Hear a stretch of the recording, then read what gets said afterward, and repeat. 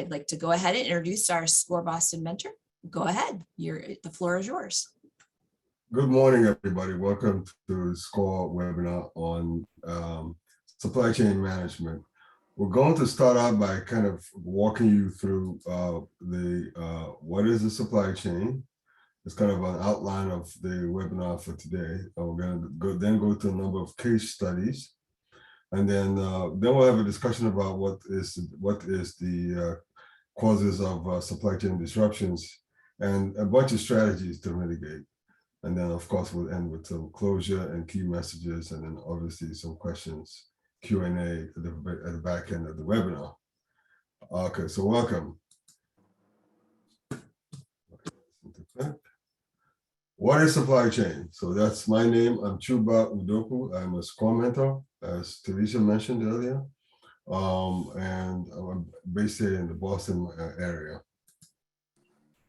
Supply chain is a network.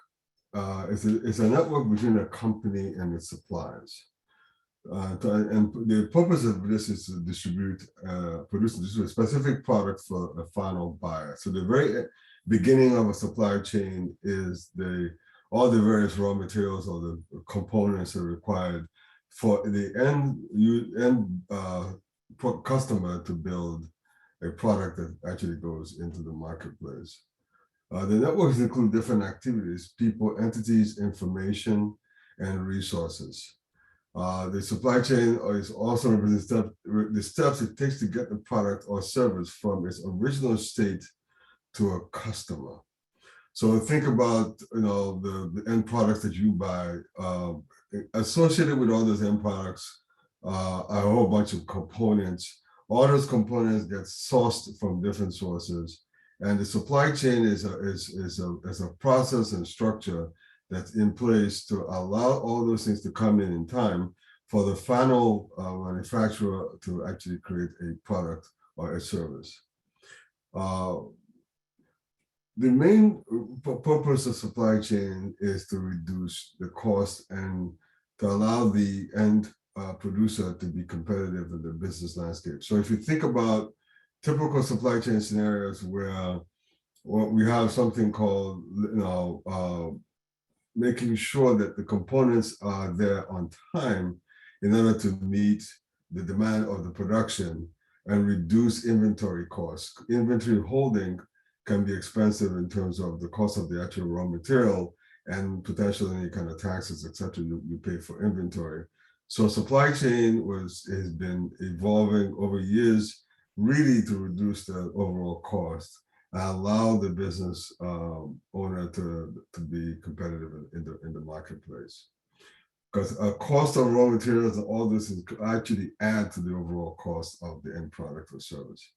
Supply chain management is a crucial process because it is in there to optimize supply chain and typically results in faster production cycles. The entities of supply chain include the producers, like I mentioned before, the folks that are responsible for the raw material. The raw materials can actually be physical materials or actually services. The vendors and the warehouses, typically in where there's physical assets, the warehouses are used to store those assets. Transportation, we've talked a little bit, most of you have overheard the issues around the ships that are backed up at the shores of the United States because of the COVID, et cetera. Transportation is key. Being able to move the goods and services from point A to point B is key, and minimizing that transportation cost is the key. And in distribution centers and obviously retailers, these are your typical supply chain retail entities, rather. Product development, marketing, operations, distribution, finance, and customer service are some of the other functions that exist within the supply chain. These are all very important because the product has to be built. Marketing and operations also have to happen to support this entire chain. The stages in supply chain include logistics, which means the planning, and making sure that you have stuff in place. The operations, marketing and sales, and the services. Supply chain management, due diligence, selecting supply. Again, part of what happens here is you need to be very diligent. I have a bunch of clients that are getting new to build, actually taking a whole bunch of components and bringing them together to create an end product. And one of the things that I mentor on is making sure you do a due diligence on the supplier, the person that's actually going to produce this for you. There's a couple of reasons. One is, are they going to be around for a long, long time? They have some staying power. And then obviously the quality of the product and the times that they commit to, the ability to deliver stuff on time and to deliver quality to you. Because there's a cost of quality that you don't want to pay in your supply chain scenario. So again, I talk about sustainable production and support systems. In other words, are they going to be around? Do they have that they will capitalize? Do you have enough money? Do they have enough money to stay in business? Are you you don't want them to disappear after you've made some big commitments to your end customers, etc. If there are quality issues in the past, what have they done in terms of mitigating the quality? What have they done to effectively correct quality issues? Now, typically, this may be issues around raw materials or sourcing of raw materials, etc. What kind of corrective actions have they taken in the past? And then ongoing ability for you to have some visibility into what they've done when they have unplanned issues and what they do to mitigate any disruption to the supplies. So supply chain management is a very important part of the business. It's critical, especially no matter whether it's a service or whether it's a product, having a clear understanding and working aggressively to making sure that that's in place is very, very important. So it can be a key competitive advantage to you. It can also be something that causes you some problems. So you really do want to find the skill and the expertise to put that in place effectively for your business. When supply chain is effective, like I said over and over again, it will lower your overall costs and boost obviously your profitability. And if any one link fails, it does affect across the board. So think about it as a chain. That's why it's called a chain. If any piece does fail, it will cause a ripple effect through the rest of the chain. So with that, I am going to hand the controls over to David Banks. He will now walk us through our first case study. David? Sure thing. So I'm actually kind of a new SCORE mentor. I've been at it about 4 months now, and I've been involved with many supply chains, generally in the energy sector. And so today, I'm going to talk about one of the supply chains that would impact and hopefully hit home with some of the SCORE clients. So next slide is, do I have control now? Or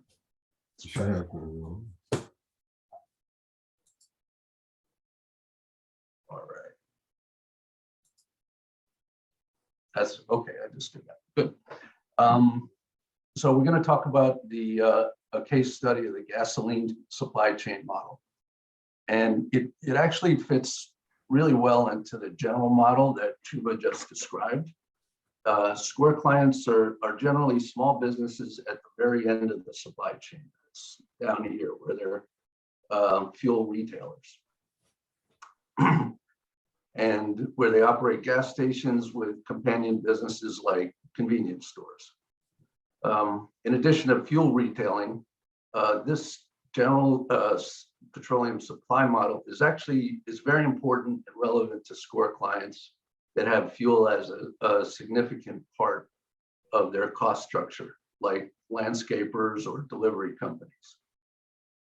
So as with other supply chains, there are links in the chain that are controllable by small businesses, and there's also many links that are outside of their control. So even if it's an uncontrollable factor, it's important that small businesses know and understand the market dynamics and potential disruptors so they can monitor events and be ready to react quickly in a well-informed manner. On to, in this case study, then Chuba talked a lot about, whoops.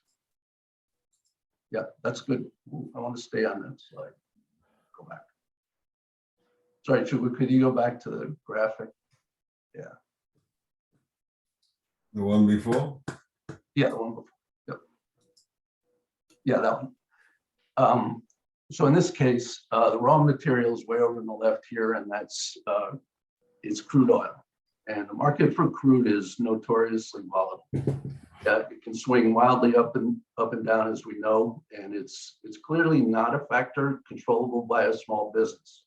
But knowledge and understanding of the crude market and ultimately the impact of crude on refined fuel prices will help businesses be ready to react to events like Russia's invasion of Ukraine, spikes in Chinese demand, or crude wells freezing over in Texas.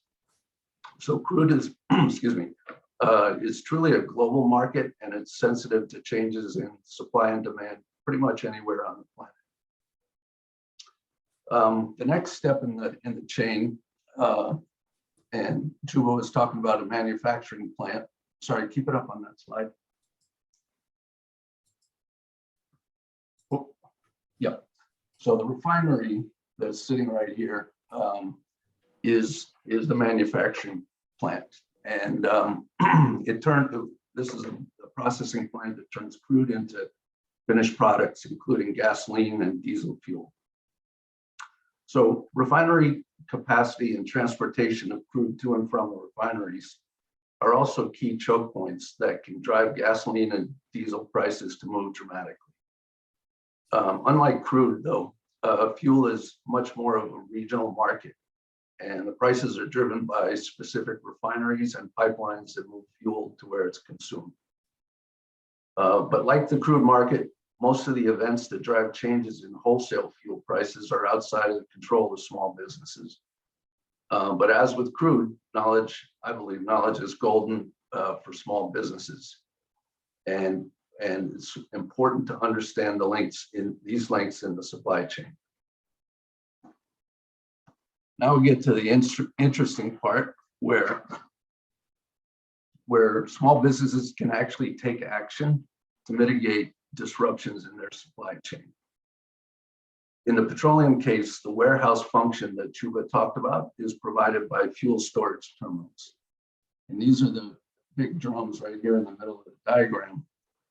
And you're probably familiar with them. You see them along the highways and along the shorelines throughout the country. So fuel terminals are where wholesale suppliers pick up fuel for delivery to retailers like gas stations, which are typically, the majority of them are actually small business owners. Small businesses should carefully choose primary and secondary fuel suppliers. Ideally, they should set up suppliers that can have access to multiple of these storage terminals. And even more ideally, they can set up with some terminals that are sourced by a pipeline and some that are sourced by vessel. This insulates the fuel retailer against disruptions in either pipelines or vessel availability. And there was actually a big disruption last year caused by, once again, the Russians hacking into the Colonial pipeline. That is, the Colonial is basically the primary artery that feeds gasoline up to the East Coast fuel markets, and it had a giant impact. Similar to picking a wholesale supplier, the retailer can set up with primary and secondary trucking companies. And these are the tanker trucks here near the end of the diagram. To make sure they can get the fuel deliveries to their stores. For both suppliers and trucking companies, it's very important to periodically use the secondary sources to keep them effectively a hot standby in case of disruptions. And I think Elena is going to talk a little bit more about the importance of that.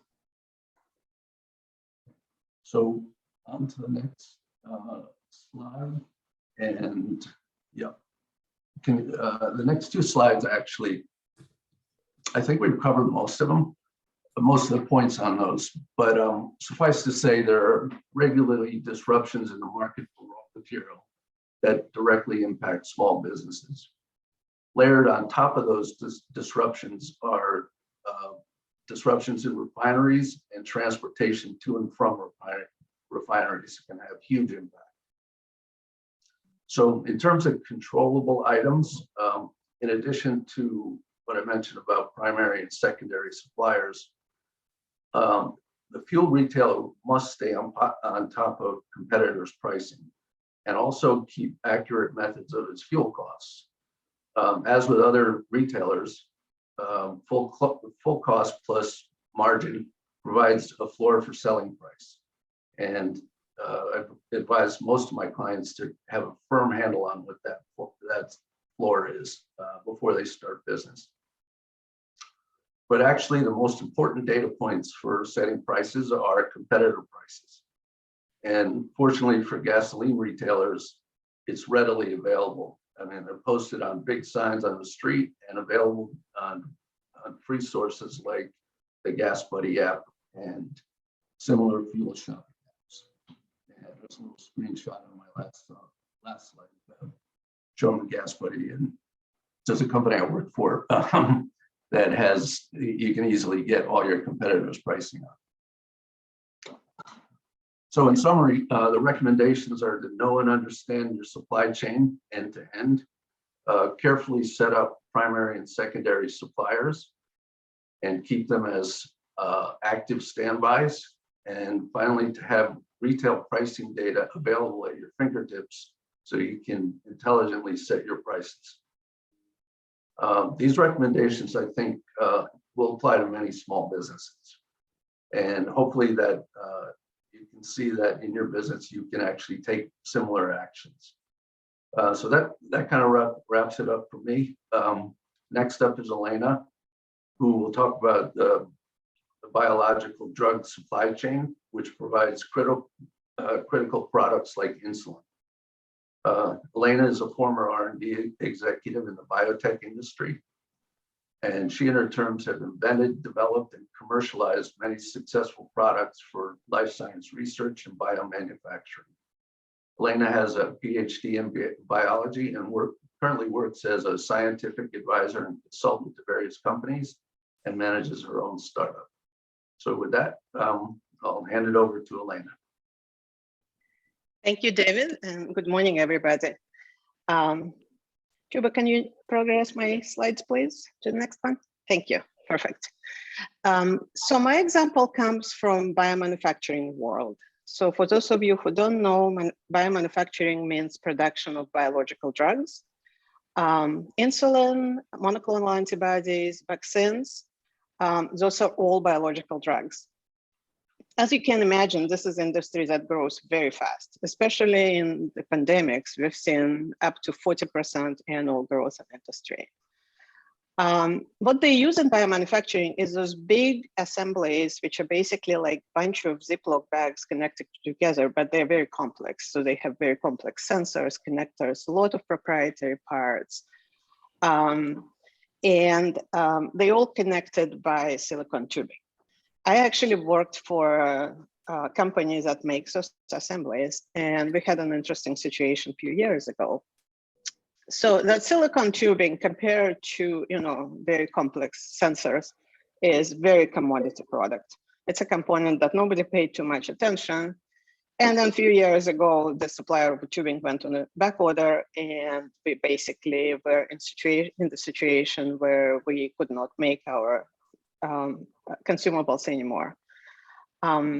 So nobody likes losing revenues, of course, right? And so if we couldn't make consumables, we couldn't sell them, but that wasn't the biggest problem. The biggest problem was that we were supplying global companies, global pharma companies, and if we don't supply consumables to them, they don't make drugs, which could lead potentially to drug shortage globally.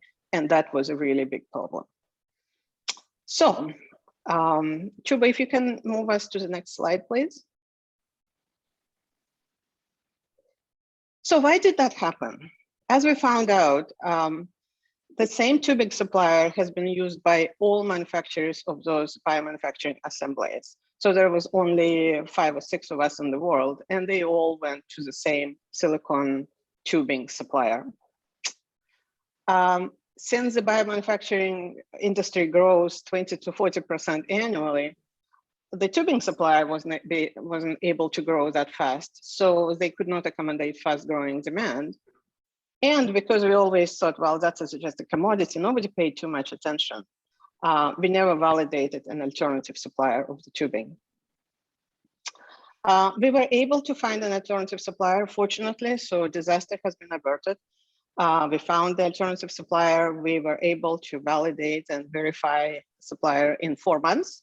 So we actually continued production of our consumables, and the pharma was able to produce drugs. So everything was good. But we've learned a few lessons from that. And so here is 3 that I think you should remember too, and they're very applicable to small business world as well as to large companies. First of all, you have to identify all critical parts of your product. There is no commodity and there is nothing insignificant. Even the small part can disrupt potentially your manufacturing. Every component is important. If you think that you can buy this component on Amazon or Home Depot, think about who manufactures it. So who is sub-supplier, right? So all parts of supply chain is important. Maybe Home Depot and Amazon buy from the same supplier too. And if that supplier goes on a back order, goes out of business, or can't get their materials from their supplier, you potentially maybe not be able to produce your products. You need to have alternative source for each of your components, and it needs to be validated and verified and used. So you have to basically buy from different suppliers. This is the best way to do it. Because again, if you validated a new supplier 5 years ago, and now you just need to switch to that supplier immediately, that supplier may be out of business, or their quality may have changed, or their part may have changed. And the last one is communication. So communication is a key to solving many problems in the world, as you know. But in the case of small businesses, sometimes you start growing fast, and that's a great problem to have, right? We all want to go viral, but communicate it to your supplier. The supplier may not be able to accommodate your growth and provide you with a number of parts that you need. So that was my short case study. And with that, it's my pleasure to introduce our next panelist, Richard Rosenblatt. So Richard has been a SCORE mentor for 8 years, and he's been helping clients with business planning, strategic planning, import-export, supply chain management, business contracts, and supplier negotiations. Richard worked for the Polaroid Corporation for 30 years, where he was responsible for sourcing and supplying all the chemicals used in most of their products. And after leaving Polaroid, he continued in supply chain operations in McDermott, Air Liquide, America, and 7-Eleven. His last position in the supply chain was sourcing chemicals in Southeast Asia for major chemical supplier. Richard was a certified purchasing manager, and he has MBA and a degree in chemistry. I think there was a question. Yes, I am a SCORE mentor. And Richard, the floor is yours. Thank you. Thank you, Elena, and good morning. So let's see if I can do this. No, Shubha, Needham, okay, good. So purchasing was based on relationships and information sharing when I was doing this. Today, it is more important with the use of the internet. What I neglected to think about when I was first putting this presentation together is we had lost that face-to-face communication. And then I realized that today we had Zoom. And with Zoom, we can communicate face-to-face using the computer with suppliers and with customers. So we haven't lost so much as that we've really replaced what we used to do. Next slide. So when I was in purchasing, it was based on relationships, meeting in person, and sharing information about plans, volumes, and what was happening in the company and the supplier's company. But that is still possible through Zoom. So you just, instead of going face to face and traveling all over the world, with technology today has allowed us to come at it from a different place. Next slide.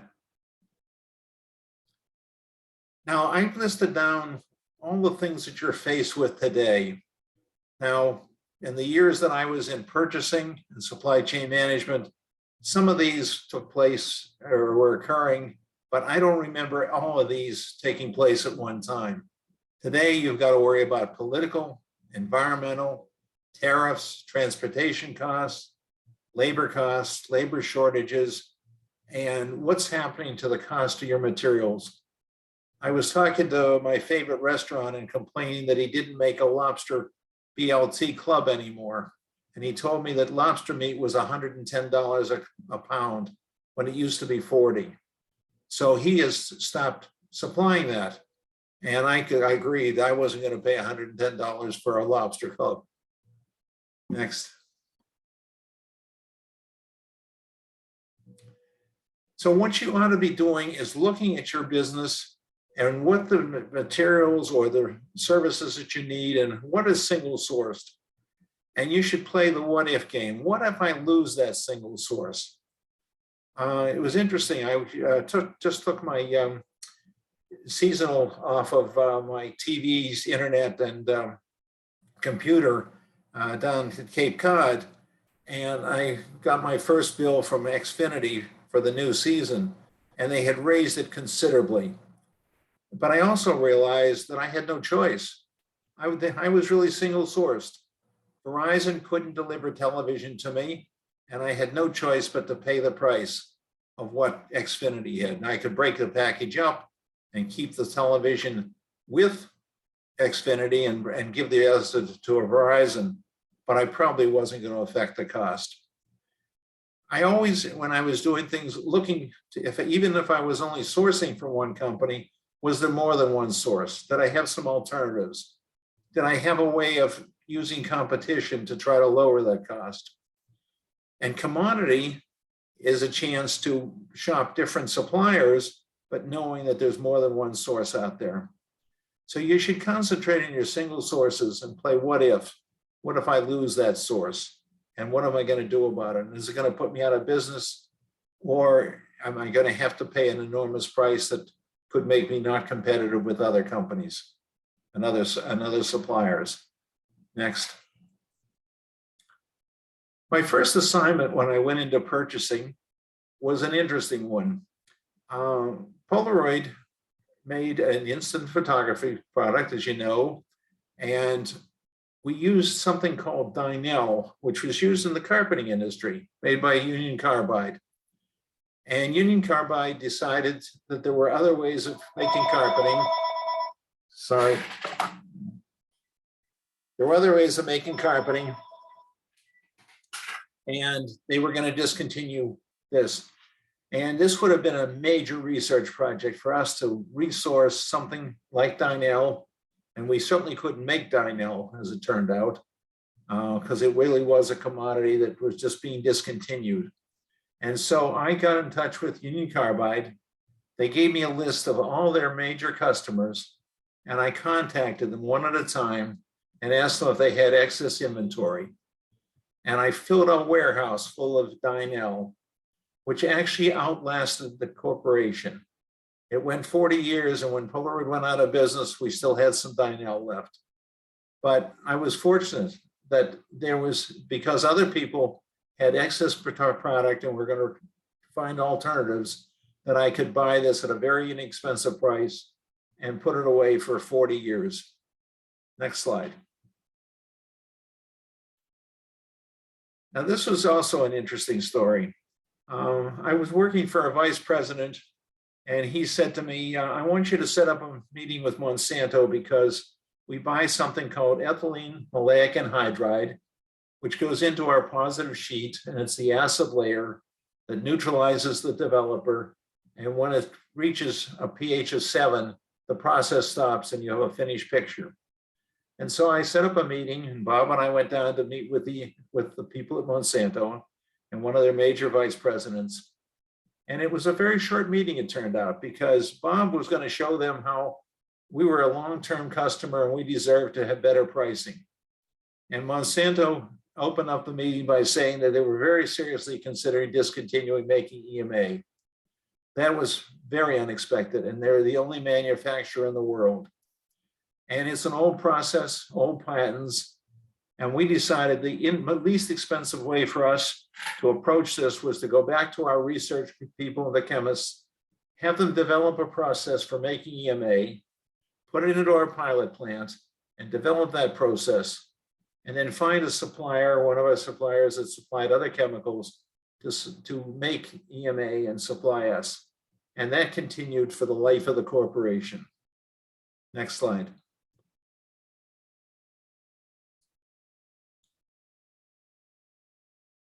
So there's one more slide. Okay, so what I'd like to do now is introduce our next speaker. Dr. Kumar has been a SCORE mentor for over 55 years. His skills include planning, prototyping, manufacturing, and patents. Prior to joining the SCORE, he worked in the manufacturing industries for over 40 years. That's where he learned about the criticality of the supply chain. PK, it's yours. Thank you, Richard. Can you hear me?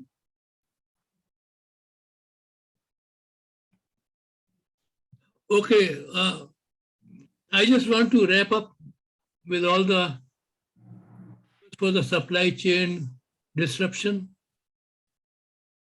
that previous speakers have mentioned, and also want to give you some strategy as to how to take care of them. Chuba, next slide, please.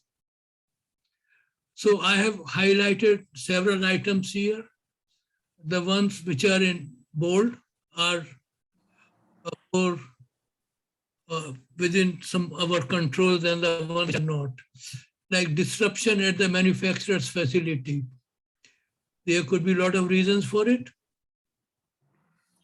Equipment is down, happens all the time. Labor shortage, cannot get the feedstock, the starting materials. You know, it's a supply chain. Your supplier will depend on their supplier and so on and so forth. Your supplier decided to go out of the business, like Richard mentioned with the Monsanto's example. They decided to stop making the product that they wanted. In certain cases, they just don't like you. They are upset at you. And there could be a lot of reasons for it. The most important reason being that you are late in your payment or you are too demanding. So keep that in mind, that supplier also has some leverage. Spikes in demand, that's what Elena mentioned. Other items are disruption in the transportation. These happen, especially with COVID, it became a major issue. It still is. Political upheaval, like what's happening right now in Ukraine. I know one case where this person depended on a product produced in USA, but his supplier decided to go out of business. So he found another supplier in Ukraine, and see what happened to them now. Then natural disasters, earthquakes, floods, weather for extended time. These are, again, something that you cannot do anything about, except try to have an alternate source. Changes in government policies and regulations, hoarding, and many more. I just want to give you one example that I faced back in 2001. We used to make metal powder, tantalum, which is fairly expensive, and there are only few producers, few users, and only 2 or 3 mines. For some reason, our main mine decided that they don't want to sell the product at the price, at the market price. So they closed their mine down. And the price of the ore, which is based on the amount of tantalum content in the ore, went from $35 a pound to over $800 a pound. As a result of that, obviously the price of the product that we were selling went up tremendously, as well as we were not able to get the material in time. So we had to shut down the factories for maybe 2 or 3 weeks. Fortunately, tantalum is considered as a strategic material, and our federal government decided to help the industry by taking the ores out of their reserves and supplying it to the manufacturer at a reasonable price. So these things happen. Some of these are within your control, some of them are not. So Richard, next, Chuba, next slide, please. So suggestions for mitigating the disruption. Use commercially available components as opposed to engineered or custom-made product. And I have come across this thing with my score clients. When they start on developing a new product, they think of making it from the scratch. So my suggestion to them is that before you spend a lot of money in developing the process for making it, see what you can get off the shelf from other companies. Sometimes you can, sometimes it not. Other scenario is that buy what you can get and then do minor modifications to it. That is still cheaper than developing the process right from the ground up. So that's one is suppliers, and that's what everybody has mentioned so far. They don't depend on one supplier, have more than one supplier, and not just have the supplier, qualify the supplier and maintain the good working relationship with them. So what does it mean? This means that out of 100% of a business, or your 100% of your raw material or whatever you're purchasing, split it, let us say 70-30 between 2 suppliers, and keep close contacts, good relationship with both of them. If they know that you are buying from another supplier, they might, but such is life.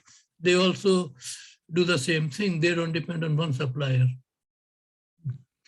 And the last one is physically close suppliers. It's also very important for small businesses, because if there is bad weather or if there is a disruption in the transportation, you can always drive to that place and get a product.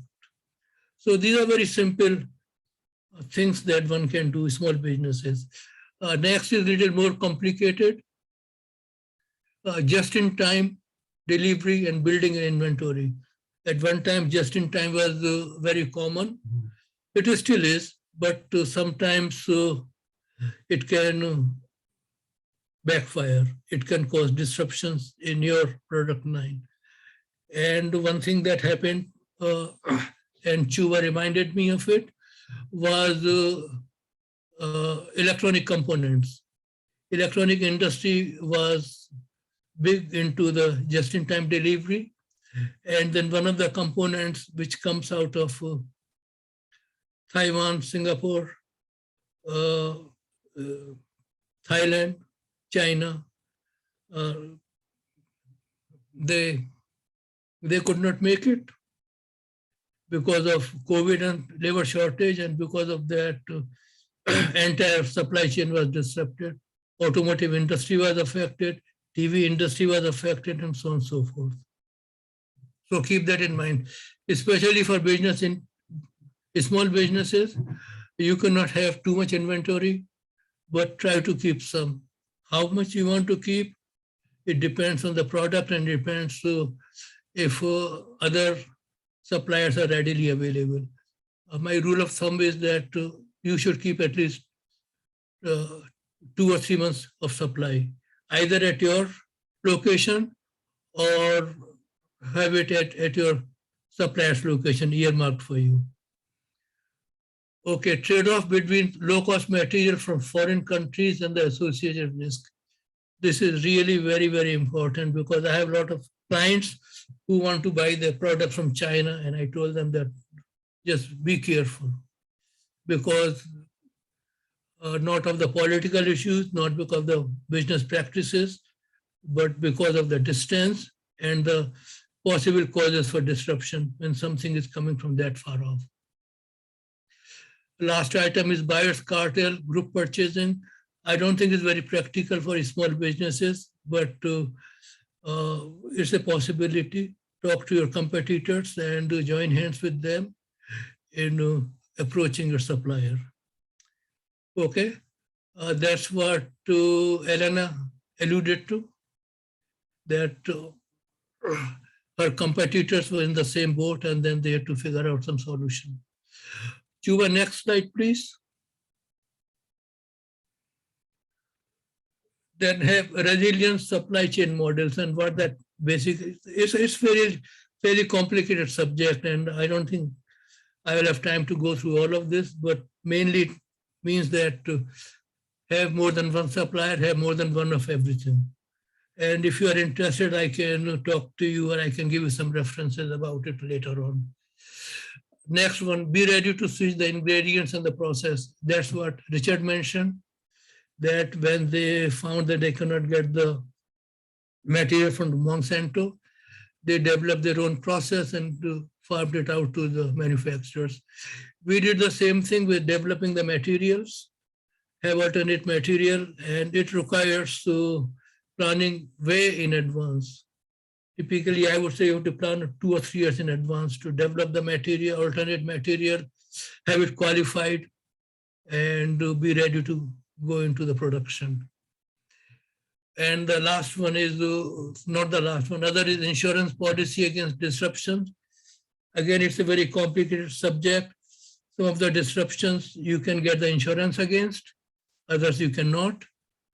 And have a good contract with your suppliers. That's it's a legalese, but it helps. Next slide, please, Chuba.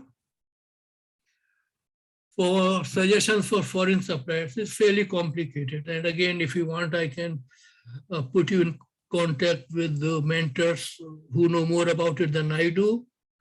One thing is that to have a person in the country of origin to work with the supplier. And other thing is that to make sure all the T's are crossed, I's are dotted for legal issues. And other one is a buffer inventory, maintain the buffer inventory in the United States with the supplier. Okay, so that your risks associated with the transportation disruptions are reduced to some extent. I think, Chuba, I think this is anything else? Thank you, PK. Thank you very much. Very great presentation on your part and good summary. I just want to reemphasize that this core team here in Boston, we're here to help you evolve and understand what's important in terms of your product or service delivery models, and to make sure that you have a clear attention to all the key issues that we've highlighted here and how to mitigate them, and more importantly, how to effectively build a supply chain model that's appropriate for your business in particular. We have a bunch of additional references which that are available to you, and again, reach out to either Teresa or anybody that's a member of this panel today, if you have specific issues and things that you do want to have addressed. It's important for you to understand that we're here to help from SCORE, and these are resources that are available to you, at least within the the SBA and the SCORE ecosystem. And then we do have a number of recommended consulting teams here in Boston. Again, these are listed on the screen right now. If you and I'm sure some folks are putting stuff in the chat page here. But there are lots of resources, again, to emphasize the fact that SCORE does have access, and so does the SBA, to a lot of resources also that can help you. And then any one of the presenters here is available if you're within the domains that they have described. Reach out to them for any kind of mentoring support. In terms of acknowledgements, we have a bunch of folks that helped we use as resources to put together this webinar, and we really want to acknowledge their help here. At this stage, I will hand back to Teresa, and then she can help organize the Q&A.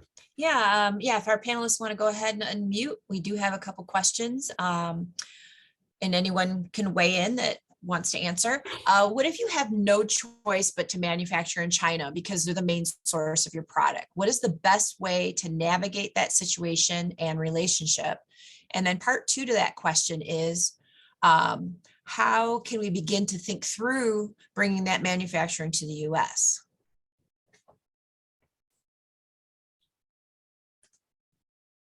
Okay, I can start and then others can jump in. So the first part of the question is that if China is the only place you can have the product manufactured, how do you handle it?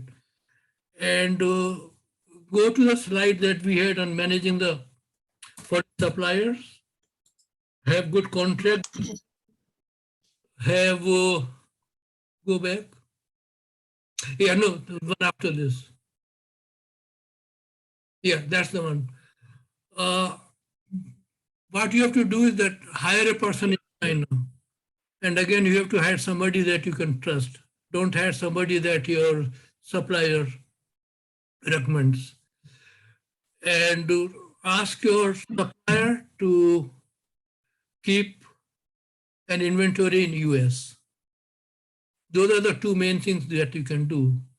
Now, in terms of bringing the manufacturing into US, you need to plan, and you need to be aware that the cost would not be as low as the cost of the product made in China. But in my opinion, it's always a good practice to have a reliable supply of the material. Okay, that's all I can say right now. Others may jump in and give their advice.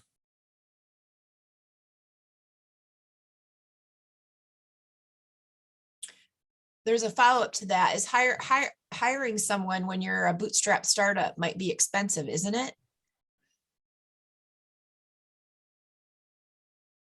PK? Yeah, well, it's the cost of doing business. I mean, you rather have some reliable supply chain instead of developing your business, spending money in setting it up, and to find out you cannot get the product. Another question, where do we find a buyer's cartel? Anyone have feedback on that? There's typically, this is true, but they're typically within the Boston area, groups within your market that you can participate in. Typically, it's a good place to associations, like industry associations that you can join. When you join those associations, typically associated with that some potential for pooling in terms of your purchasing. And that's one clear a path to getting into some, what we call a buyer's cartel, which essentially is an opportunity for a number of producers to pool and see where they can get a reduced type scenario in terms of cost within the supply chain. Okay. I know there's a couple questions that were submitted that PK submitted a typed answer, but I'm going to go ahead and read those out loud just to make sure everyone gets those answers. And certainly if anyone in our panelists wants to weigh in on that, we can, that would be welcome as well. How many suppliers do you recommend for any individual component? Is 2 enough, 1 primary and 1 secondary to properly develop a relationship? PK's answer was 2 to 3. Does anyone else have any additional comments that they'd like to add with that? What I used to do is try to find a primary supplier who would supply 90% of what I needed, and a secondary supplier that I would have experience with at 10% of the supply. And that usually worked pretty well. And then I kept informed as to what other alternatives I had if one of those disappeared. Okay. Great. I would also say make sure that your 2 suppliers are not buying stuff from the same sub-supplier. Yeah, I'd add in more is better for sure, but from a practical standpoint, it really is important that you keep those alternative suppliers active and do business with them on a regular basis, as opposed to what Elena says, you wait 5 years and, good luck.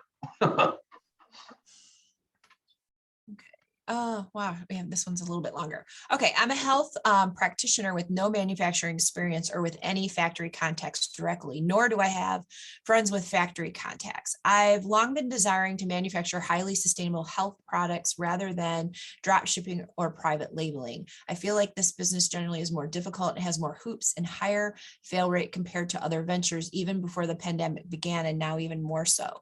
Should I keep my goal of manufacturing on hold till things hopefully become more stable a couple to a few years from now when the pandemic is relaxed, or is there never a good time because wars and other events should be expected in general? Please provide your opinions on whether staying put or moving forward is a good time now with the state of supply chains today.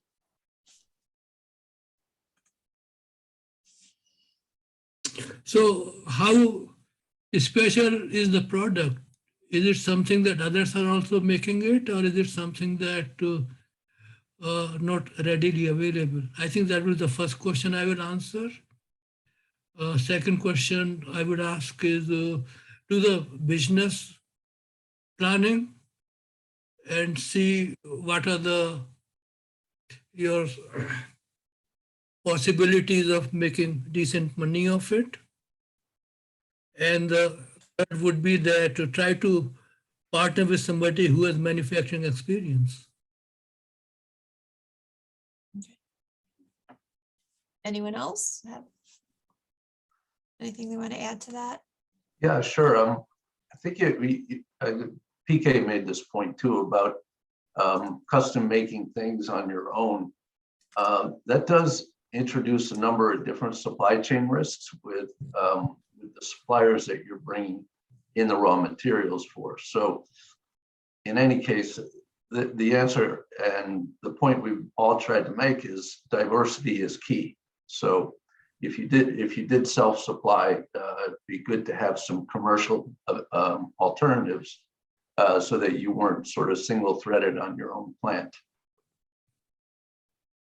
Okay, great.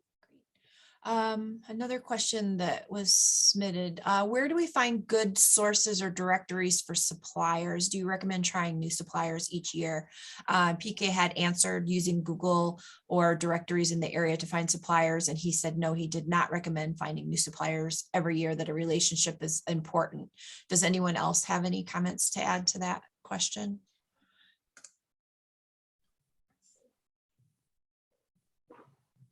I would agree with PK. I think relationships in the supply chain are incredibly important, especially when you get into crisis scenarios. There's also what was mentioned before by one of the other presenters here is just if you have secondary suppliers, periodically do have some business go through them to make sure that they still remain viable. Especially when you get into scenarios where things become, supply chain begins to get difficult. Yeah, I don't see any value in switching every year for sure. I mean, a long-term relationship is golden. And when things get tough, if you've been a customer for a long time, you're gonna be better than somebody who you just started doing business with. Great, thanks. That's a great answer. Okay, I do have another one put into chat. Oh wait, are there firms or companies that manage supply chains for you, particularly globally?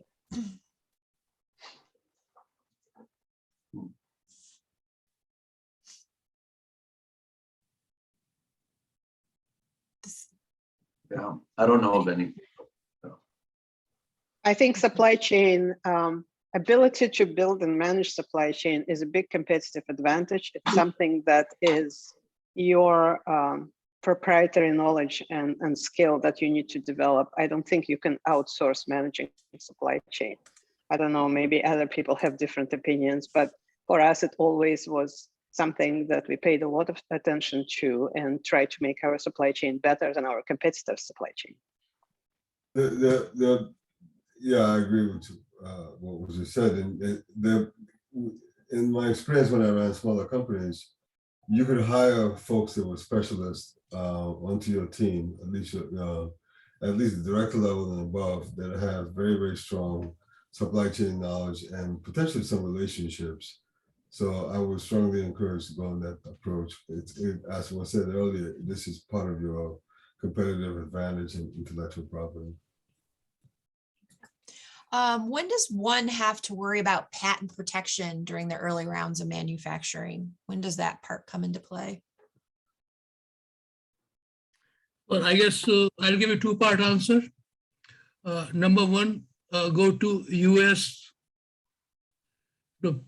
PTO.gov, and there you can get the requirements of application. That's the first part of the answer. Second part is that before you talk to anyone about a product, either you have a confidentiality agreement or you have a patent pending.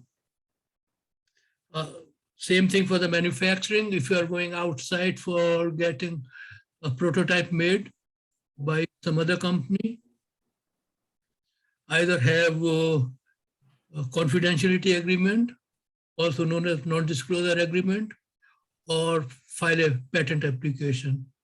There is something called provisional patent application, which you can file for about $300, $350, which provides you protection for 1 year. As opposed to the regular patent application, that will require thousands of dollars.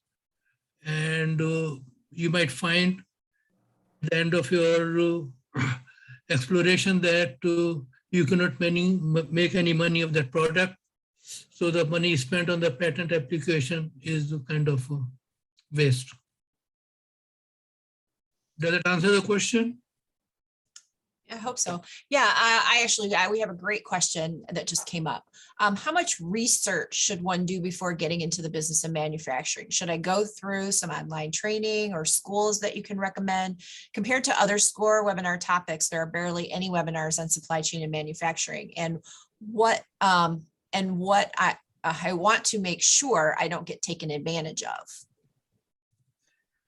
Yeah, this person has submitted 3 or 4 questions, and I'm suggesting that maybe he or she should contact one of us offline, because your question is good, but it cannot be answered in 30 seconds. Yeah, absolutely. This is definitely the time to connect with one of our SCORE mentors. They are bound by confidentiality, and they're great people to work with when you start getting into the nitty-gritties on this. Does anyone know of any training or schools from the panelists that we have up today For what? for the getting into manufacturing? Where, it's a, it's a big field, and there are engineering programs, 4 years program for manufacturing technology. So I think unless I know little more about what you have in mind, I cannot really give you honest Yeah. answer. Sure. Really complicated subject. Okay, well, I think we're going to go ahead and wrap this things up for today. I want to thank everyone for joining us and thank our panelists for sharing their experience and knowledge. Again, I want to encourage you to, if you have more questions, to follow up with us. We can connect you either to your local chapter or to one of the presenters here today. And you can have that one-on-one conversation to help you navigate this very complex and deep subject matter. So, okay, well, everyone have a great holiday weekend, and thank you. Thank you. Thank you, Thank you, everybody. Teresa. I appreciate it. Okay, bye-bye.